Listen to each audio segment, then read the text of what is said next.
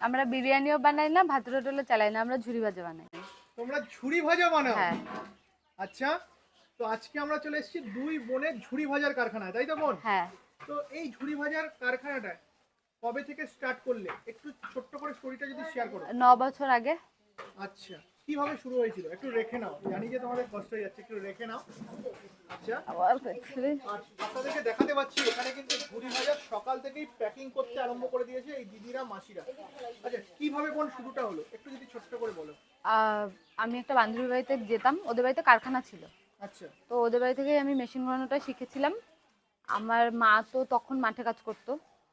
তারপরে মাকে বাড়িতে এসে বললাম যে আর মাঠে কাজে যেতে হবে না, বাড়িতে একটা কারখানা করি ছোট করে। তারপরে মা বাবাকে বললো, বাবা 5 কেজি 10 কেজি করে বেসন কিনে আনতো। 5 কেজি 10 কেজি করে বেসন থেকে আজকের দিনে দাঁড়িয়ে কত কেজি? 100 কেজি। 100 হ্যাঁ। কেজি।